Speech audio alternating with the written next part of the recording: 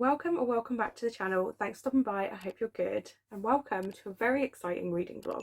If you've been on the channel for any length of time, you probably know that one of my absolute favourite authors is Grady Hendrix. I just love everything that man has written. Everything that I've read from him I have loved. I love the layers in his story, the way that it's always kind of satirical and has social commentary, as well as being creepy and bringing me those horror moments. And I've been very, very excited for his new release, which I thought was coming out this year and got pushed back, and I was very upset about it. But hold on, because the absolutely wonderful Olivia from Olivia's Catastrophe, who I will link down below, works for Pan Macmillan and sent me an email asking whether I would like a proof. And it just arrived. I haven't looked at it yet. Oh my god. Oh my god! Okay, we have this cute little postcard that came with it. Don't be afraid to scream in your seats. This is the double horror show of all time. Night of the Witches and Dr. Frankenstein on campus. I love it. Okay, we have some things which I'll read, but first of all, what do you mean? What do you mean that I have this in my hands? Oh my god, I'm so excited. So, as we see, it comes out in January. I did an evil thing to be put in here, and I'm going to have to do an evil thing to get out. Sit, listen. I need you to understand what they did to us when we were girls. That's the important thing you have to remember. We were children. They called us fast girls, wayward girls, loose girls. They said the devil had tempted us and we had sinned. But for girls like us down there at the home, the devil turned out to be our only friend. And even today, I don't regret a thing the devil made us do. Witchcraft for wayward girls. First of all, this is beautiful. This is absolutely beautiful. It's nice and chunky too. How many pages is this? Oh, don't spoil anything. Oh, 475. That's actually not too bad. How funny that normally I would be like, wow, it's over 300 pages, that's too much. But because it's Grady Hendrix, I'm like, that's fine.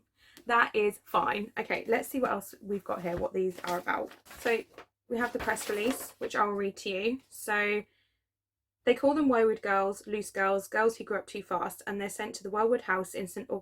Augustine, Florida, where unwed mothers are hidden by their families to have their babies in secret, give them up for adoption, and most important of all, to forget any of it ever happened. 15-year-old Fern arrives at the home in the sweltering summer of 1970, pregnant, terrified, and alone. There she meets a dozen other girls in the same predicament. Rose, a hippie who insists she's going to keep her baby and escape to a commune. Zinnia, a budding musician who plans to marry her baby's father, and Holly, barely 14, mute and pregnant by no one knows who. Every moment of their waking day is strictly controlled by adults who claim that they know what's best for them.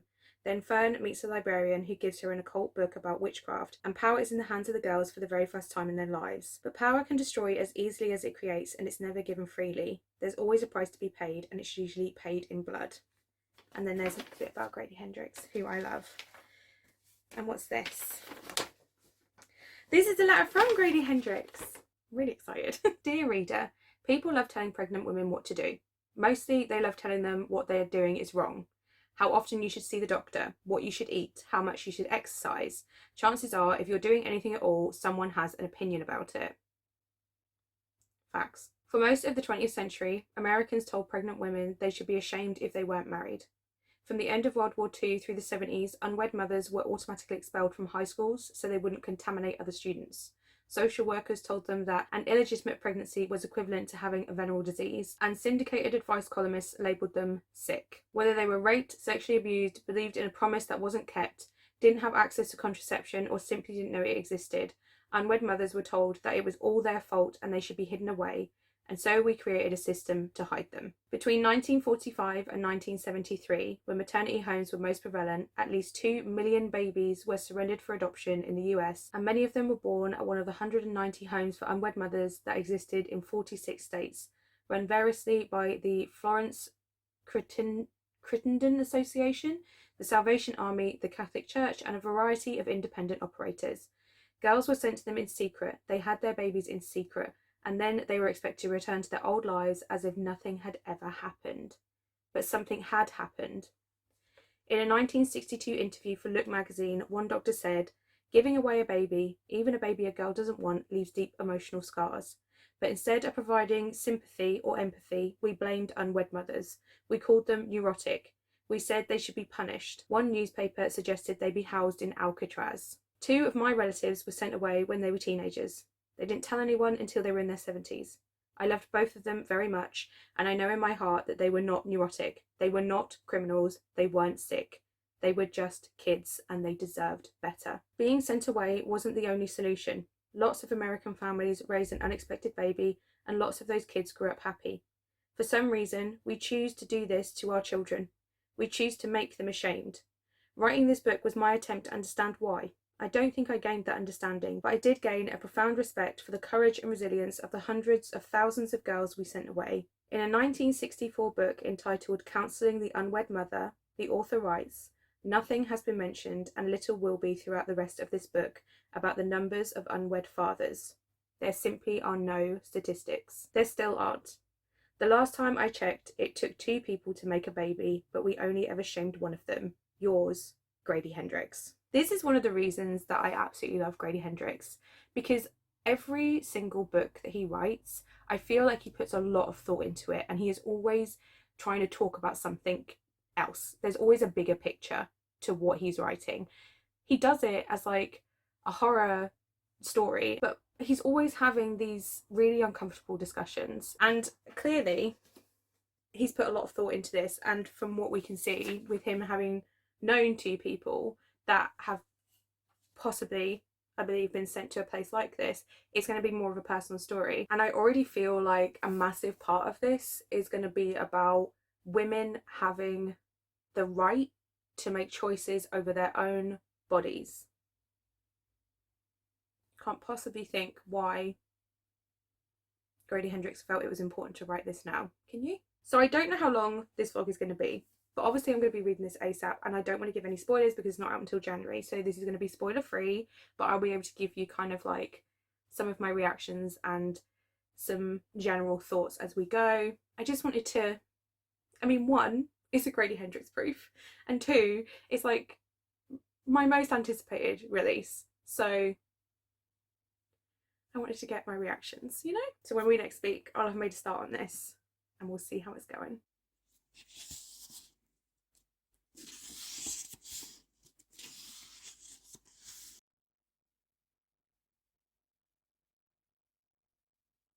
It's been a hot minute since I opened this vlog, but I have finally started Witchcraft for Wayward Girls. I sat down yesterday and I read 142 pages, and oh boy, Grady Hendrix has a way of writing about situations that properly infuriate you. He has this way of kind of portraying how the character is having to deal with injustice and prejudice. Obviously, I knew there was going to be some of this in here because these are young girls that are pregnant out of wedlock. It's the 70s. There is a very there is a very clear way that this is going to be dealt with. But still, in the first like 40 pages, I nearly cried 3 times, and they were more tears of anger than anything. There was a couple of moments that were really heartbreaking, and I don't want to go into them because I don't want to do spoilers, but when she told her boyfriend that she was pregnant, his reaction made me feel a little bit sick, because I was genuinely like so angry about it. In fact, I ended up texting Tori because I was like, hey, you're never going to read this, right? Can I just vent some of this out to you? Because I felt like she was a safe bet, and bless her, she did listen to my ranting about it, because Grady Hendrix just has a way of bringing that across. I remember feeling that way about Southern Book Club's Guide to Slaying Vampires. I remember just being like totally outraged by how these men were treating their wives, and I remember being so absolutely full of rage when I kind of realised how any black person was being treated by that community. And he has that kind of way of doing it. Like, he has a way of making you angry about it. And so I read her boyfriend's response and I was just like, so angry. And then her dad did something that I personally feel is unforgivable, because she is literally a 15-year-old girl. And the way that he was treating her in the first place was horrific. Um, I think I can say this is not a spoiler, but like he's blatantly said to her to her face, like, I wish you'd never been born. To me, that's pretty unforgivable because what she's done, yes, okay, it's not like great, but she didn't do it on purpose. Like, she's not purposely gone out to get pregnant. Do you know what I mean? Like, one thing that is properly winding me up, and I think it's winding me up because I feel like this is still like a contentious subject. Like, there are still people that don't think that sex education is required in schools, and these girls are literally about to give birth, and nobody will tell them anything. Nobody will tell them a damn thing. And it's really winding me up because I know that this is still something that we're dealing with. Do you know what I mean? This is still a subject that's up for debate, and I don't understand.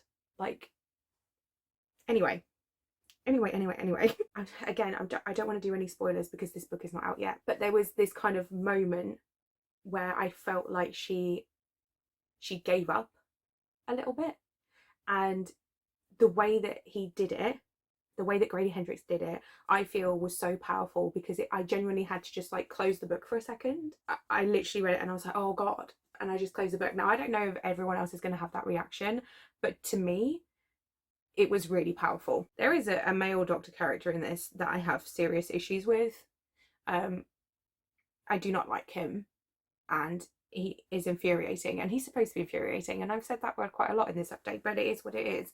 Like, you're supposed to hate him, and for good reason. And obviously we know from the back that they, well, not from the back, but from somewhere, I know it said it somewhere, I think it was in like the little bit that I read to you, we know that they kind of get this book from a librarian, and that has just kind of happened. And I can feel the change. I can feel the change in the way these girls are thinking about their situation, in the way they're thinking about their future. I do not think that the timing of this book is coincidental. I think there is a reason that Grady Hendrix has written about this over the last couple of years, because obviously he would have started it beforehand, but there's a reason that he sat down and wrote about it, right? Because yes, it is about the 70s, and yes, it is kind of inspired by the stories of people that he knew, but there is no way that he didn't sit down and decide to write this now because of the things that have started happening in America around abortion and a woman's right to choose. I'm not saying that it's only in America, but obviously Grady Hendrix is an American author, and these things have been happening over the last few years. It feels like Grady Hendrix has decided that now is the right time to talk about women's autonomy over their own body, and about their right to choose, and a woman's right to be treated as a person rather than like some kind of baby vessel. So I don't want to put words in the guy's mouth, but it's good timing. It's good timing. There was so much that happened in that first like 140 pages, where I was just like, yeah, I was quite sad. And I think I actually said to Tori, like, I hope that some of the horror elements of this is them just kind of burning everything to the ground. So watch this space. Overall, so far, really, really enjoying it. Not surprised to be having quite a lot of emotions about it, because I knew it was going to be a motive topic anyway. And for me personally, Grady Hendrix just has a way of writing these things that they really get under your skin, but it does tend to make the payoff even better. So I'm not sure when I'll be back. I'm hoping at the end of today, because I would like to get another good chunk read tonight. Yeah, I'm hoping to have this out in less than a week. So I need to pull my finger out, which is something I've been saying a lot recently. It's like 1 a.m, so I'm going to keep this brief. But I need you to know that I have read another 100 pages of this book. And I spent the entire time, well, not the entire time, but I spent a lot of it going between literal tears. I have actually cried now. Just a small bit, but I have actually cried. And I have felt genuine feminine rage. I don't know how else to describe it. So I actually had to stop. The lighting is terrible. I'm sorry. I actually had to put the book down and go and get my journal and write out a line because it hit so hard. And there was actually a few other times where I wanted to write it down. I think this is, I've said before how I'd like to go back and read Grady Hendrix and annotate, maybe. And I can see myself doing this one first. I don't want to speak too soon because I'm only like halfway through, but this has the potential to unseat We Sold Our Souls as my favourite Grady Hendrix. We Sold Our Souls, running theme, also filled me with a lot of feminine rage. So there we have it. I am loving this book so much, but it hurts. It actually hurts a little bit. So can't recommend it enough so far. I'm currently hosting sprints and I'm about 350 pages into Witchcraft Wayward Girls. And I thought, oh, I haven't updated you for a while. And I was going to update you in the last bit and then the last sprint. And I got really absorbed in it. And then I kind of forgot when I started this sprint. But I just read a bit and I was like, okay, now is the time to update because I just needed a second. We've definitely had some of these witchy vibes coming through now. It's kind of been building and growing and getting like more and more, like this, the stakes have been rising, the kind of the witchy elements have been growing and growing and growing, and there's been kind of this like steady increase in menace. So I wouldn't say that this book is necessarily horror so far. I wouldn't necessarily say that there's a lot of creepy moments. Like there's been a couple, but it's more like a creepy menace than anything else. And then the bit that I just read, I'm not going to go into it too much, but the last chapter that I read was so hard to read. It was really difficult because of the way our main character was being treated. There is a reason, I think, that Grady Hendrix chose to set this book in Florida, in the South, in the 70s, in a religious setting. Obviously, he's putting off history because homes for unwed mothers, I'm assuming, were mostly, well, I mean, I think he referenced they're like a Catholic thing, but it's not just how they're treated by the people at the home, it's how they're treated by just any adult that they come across in any capacity. It's really, really hard. There is not a single slither of compassion for these young girls. And in the chapter that I just read, it was kind of heartbreaking, to be honest. The way she was treated was hard. I will say that the tone of this book feels very different to pretty much every other Grady Hendrix work. There's not a lot of humour in it. Everything else that I read from Grady Hendrix, there is horror, there is dark humour, and then obviously this, would we call it a satirical element, where it's kind of like addressing a different issue. The tone of this one is much more issue based. Like this is about the horror that these girls are going through for being unwed pregnant teenagers, and I think that the tone of it is very intentional. He has intentionally chosen to not bring these humor elements in. This feels like, again, I don't want to speak for him, but this feels like a subject that Grady Hendrix is very passionate about. And I know in that letter that I read to you at the beginning of this vlog, he talked about the fact that people he knew had been through this, and kind of hearing those stories had really shocked him.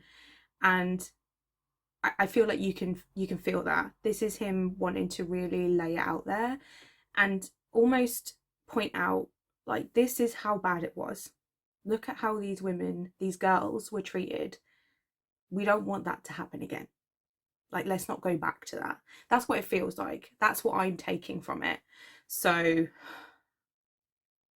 he's not kind of holding back on that element. There's a lot that's very difficult to read, because it's things that a lot of us, we are aware of.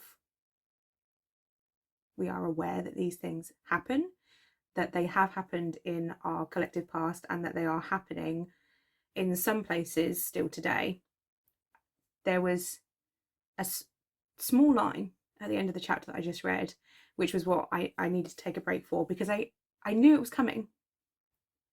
I just knew it was coming. And as soon as I read it, I just kind of like closed my eyes and then carried on, and I was like, just a little breather. And it's not like this horror thing, like this really gruesome thing has happened, this really like horrendous thing to read has happened. It was just like 2 lines where I had been expecting it.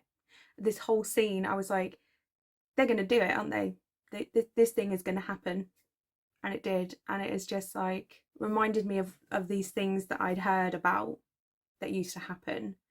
And it makes everything around abortion and women's right to choose and women's control over their own bodies, and also like this constant struggle that women, and I'm not saying that men don't have this struggle as well, or non-binary people don't have this struggle as well, but there is this historical thing that seems to happen with women and doctors, where you go and you explain your symptoms and you explain your pain, and they say, have you tried losing weight?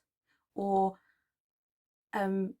she's hysterical, or have you thought maybe it's all in your head? It's this kind of like constant thing. You know, you see women being put in asylums for being hysterical back in the day, and that is also an element of this book, like just not being listened to, not being taken seriously, not being understood, being like treated like an idiot, being treated like you don't know what you're talking about, it's your body but you don't know, like they know better than you what's happening with your own body.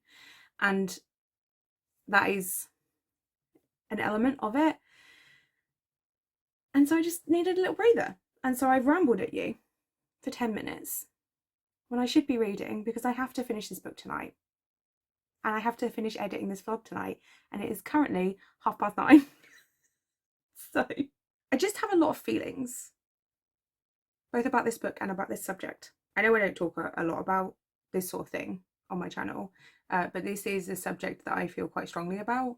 There are others that I feel very strongly about, but this is the one that is kind of like playing on my mind a lot at the minute. There just seems to be a lot going on in the world where we seem to be going backwards in a lot of places. There's a lot of like scary stories that you see just from all over the world, where women just kind of seem to be having their rights taken.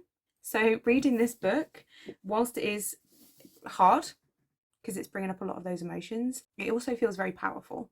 It's incredibly late at night. I'm here to wrap up this vlog.